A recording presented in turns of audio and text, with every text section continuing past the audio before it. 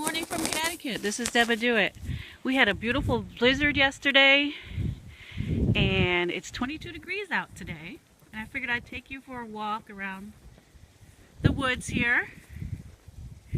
So yeah, we got a little bit of snow, as you can see. We got about, I think they said 10 inches, and it feels about 10 inches. You know, it's pretty deep.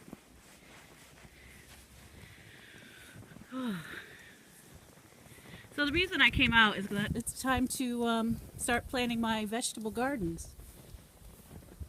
And so I went to come and check on my raised beds, which are, of course, buried under the snow. So there's bed number 1, which is a 4x4 raised bed with a hoop house on top. And then the second one is under there, and again it's a 4x4 raised bed. So I need to mark out the plans, what vegetables I'm going to put in there for the spring. And then we have another garden right here along the side of the house. It's the southern side of the house, so it gets the most sun. And so I'm going to mark out and plan what veggies I'm going to plant in there as well. Okay. It's kind of hard to walk in this stuff. Oh my goodness. Okay, so down we go. Okay, so there's the drive. Luckily the plow guy, he comes and plows the driveway. Otherwise we'd be stuck and snowed in. Just to give you an idea. Whoa, almost slipped. Don't want to slip and fall. Just to give you an idea. This is the driveway. Yep, and there's the road down there. So this has to be plowed, sanded, and salted immediately after the snowfall ends so that it can start melting. Although I don't think it's going to melt today, since it's only going to be 20 degrees in the 20s today. But the other gardens that I have are over here. I put hanging tomato plants up. I use a shepherd hook. I have 2 other shepherd hooks that are in the garage. This one didn't get put away this year. And then on the other side of this snowbank from the plow is another raised bed down over there, definitely buried, and it's 4x4 as well. And so I'm going to plan out what I'm going to put in there. There's a plum tree. It produces a few little plums, but that's about it. First up on the agenda is cleaning the snow off of my Jeep. Alright, so let's get this cleaned off here. Luckily it's nice and dry. Soft, fluffy snow. Skier's paradise, I guess. I don't ski. I skate though. At least I used to. Alright, so I'm going to go ahead and get this cleaned off. And I'll be back. Oh my goodness. So I got the car cleaned off, as well as it's going to get cleaned off. It is absolutely freezing out. I do have Vaseline on my skin as a barrier against this cold. Otherwise I'd get frostbite on my cheeks, and we don't want that. So anyways, I'm going to go inside and do my planning for my vegetable gardens. Talk to you later. Oh my goodness, so it was freezing outside, 22 degrees today. So I'm going to be making my garden plans in my Carpe Diem binder planner. So let me flip over to my notes section and bring up the grid that I put together last night. I'm using graph paper by Mambi, the Happy Planner grid paper, or graph paper. So these are the gardens that I was pointing out earlier. You can see I have my 3 raised beds, the garden alongside of the house, and then the hanging plants down in the bottom right hand corner. And then I'm going to add some stuff in the pots. So these are some stickers that I made last night. Cute tiny little stickers. And I also used the Faber-Castell artist pen to draw the lines. And I just used some, regular pencils to pre-draw. This is the rough draft copy of my garden plans that I made yesterday. Scratches and scribbles all over it, but it's my guide. I'll be using that when I put down my stickers. So what I did was I outlined my gardens, which are 4 by 4 feet, and then I put down 2 barriers, 2 going lengthwise and 2 going widthwise, and that breaks it off into 9 little sections. I used one of my mini planner stencils to make the circles to indicate where the hanging baskets will go for the tomatoes. I'm going to add some extra containers alongside where my car was parked. Okay, so let's go ahead and get started. So looking at my rough draft, I can see where I'm going to be putting my stickers. So I'm going to go ahead and lay those down now. Starting with the first 2 boxes, I'm going to put down cucumbers. I'm not sure how I want to lay those down yet. Okay, so cucumber in the first box, cucumbers in the second box, and I'm going to put a trestle in the back so that they can climb up. This top corner is going to be for cantaloupe. I don't have a sticker for that. And so next would be onions.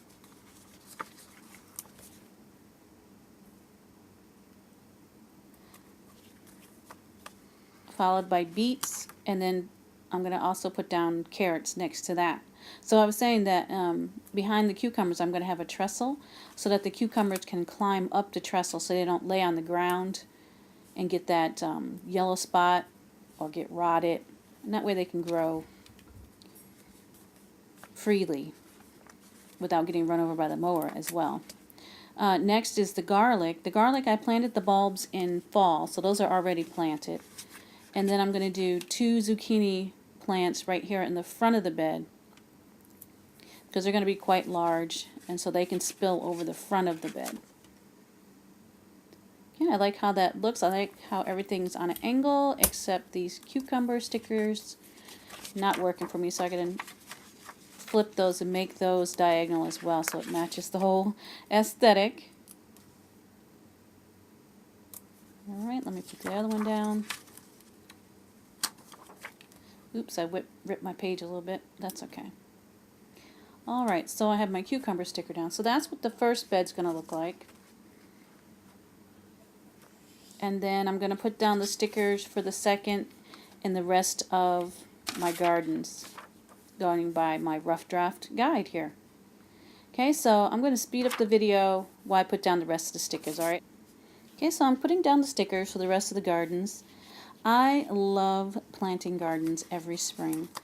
It's just a relaxing form of meditation to get out there and get my hands in the soil, to plant the seeds, watch them sprout, and then fruit and vegetables come to life in the summertime. And then at the end of summer into fall, I get to can them up and preserve them for cold winter days like today. So if you garden, please leave down in the comments some of your tips and tricks that you use for your gardens and some ideas. And if you have any questions about gardening, you can ask, and if I don't know, I'll look up the answer and get back to you.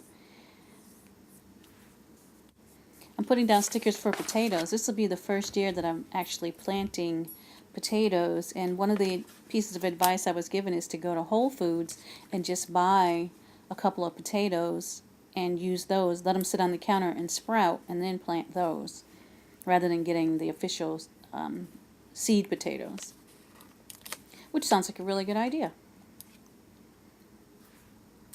Alright, so now down in this bed, which is the bed that's down over near my car, buried behind the current snow mound, I'm going to plant lettuce there this year. I haven't planted lettuce there yet, so this will be the first year that gets lettuce in that garden.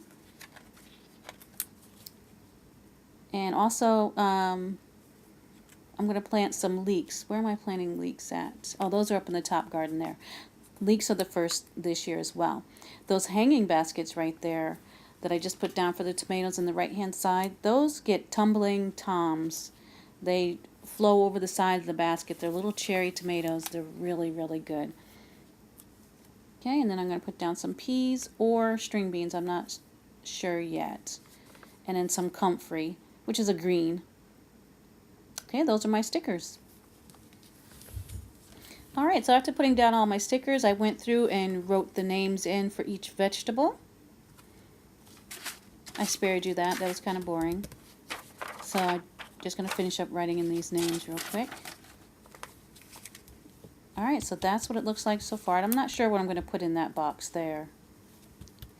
Either a tomato or another potato. Tomato, not sure. Alright, so now it's time to decorate the edges of my pages and get it all pretty. So I'm going to use some Tombow markers. And of course this border technique is from Quirky Heart. Michelle, thank you so much for this fabulous idea. I use this border all the time now. It's my go-to border. Check her out on Instagram at Quirky Heart. She does fabulous layouts, y'all. Excellent bullet journals. Oh my goodness. Okay, so I'm going to take my Tombow marker and I'm just going to trace along the edges of each page and just make a decorative edge.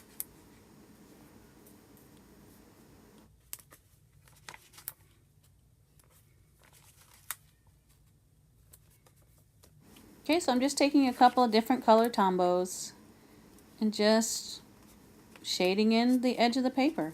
It's really that simple. Use any colors you want and just line the edge.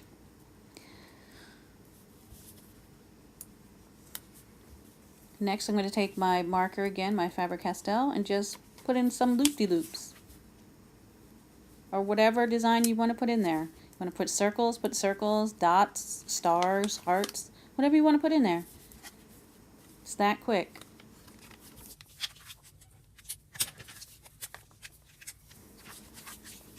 Okay, I'm going to add a little bit of yellow just to give it some more brightness. It is for the spring after all.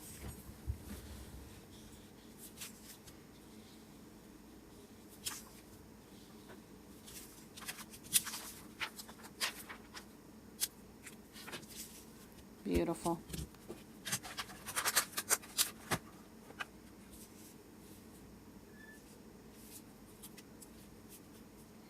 Okay, next I need to label my pages. So I'm going to label it, let's see, Garden 2017.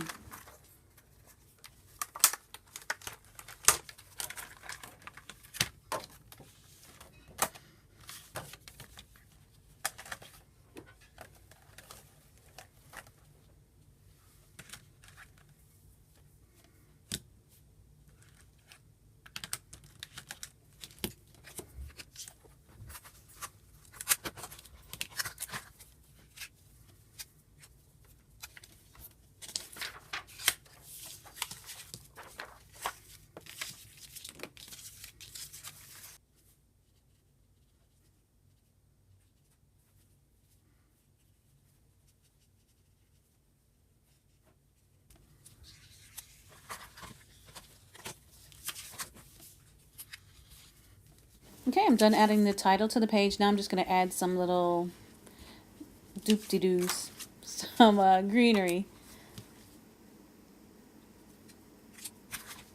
Okay, just putting some leaves on a little vine, add a little freehand flower there, and then color it in with a marker.